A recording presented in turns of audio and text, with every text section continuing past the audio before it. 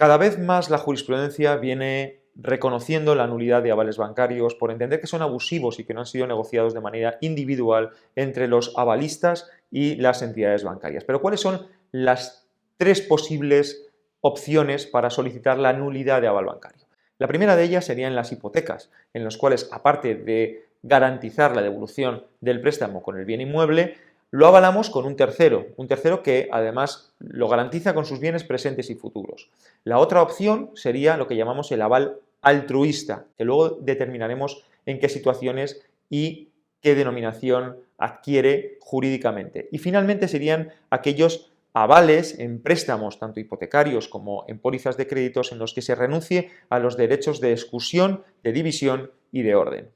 Empezando por este último, es decir, en aquellos casos en los que se haya renunciado a los beneficios de exclusión, de división y de orden,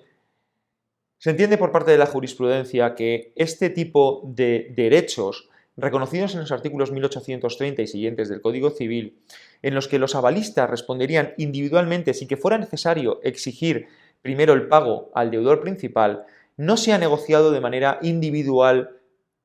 por parte de los avalistas y por tanto hay un desequilibrio injustificado que además va en contra de las exigencias de la buena fe y que además no supera el denominado control de transparencia que viene recogido en la sentencia del Tribunal Supremo 241/2013 de 9 de mayo de nuestro Tribunal Supremo. Y por tanto entiende que va en contra de la ley de los consumidores usuarios, concretamente en el artículo 8.2, y que debe ser considerado nulo y abusivo, porque no se puede, sin requerir y tratar de cobrar primero los derechos del crédito frente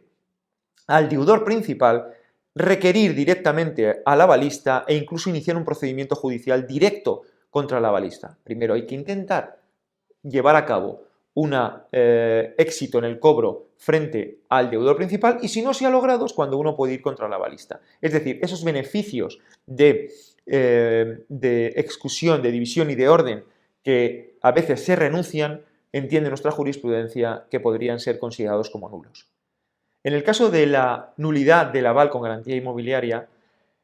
y que solamente afecta a las hipotecas, esto sucede porque las hipotecas es un préstamo con garantía inmobiliaria, es decir, que se garantiza la devolución del préstamo, la devolución del importe del dinero que me han prestado para adquirir una vivienda con la propia vivienda, es decir, que si dejo de pagar, se quedan con la vivienda. En muchos casos, no solamente se garantiza con la vivienda, sino que además se garantiza con un aval de un tercero. Un aval de un tercero que el Código Civil establece que ese tercero garantiza con sus bienes presentes y futuros. Evidentemente, esta doble garantía, en algunos casos, y estudiando la póliza de crédito, la escritura de hipoteca, puede ser entendida como nula a todas luces por entender que es absolutamente abusiva esa doble garantía que establece la entidad bancaria.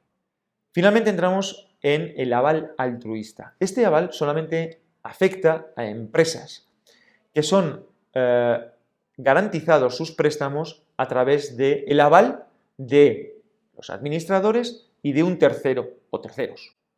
Se entiende que esos terceros que no tienen ningún tipo de propósito económico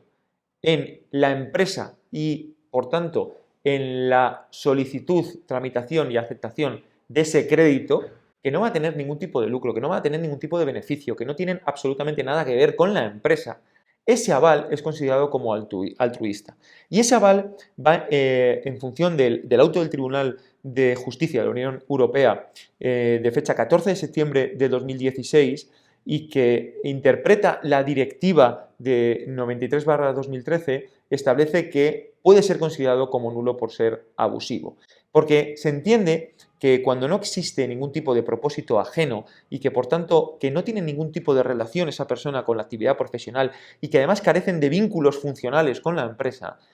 el que se solicite de esa persona la garantía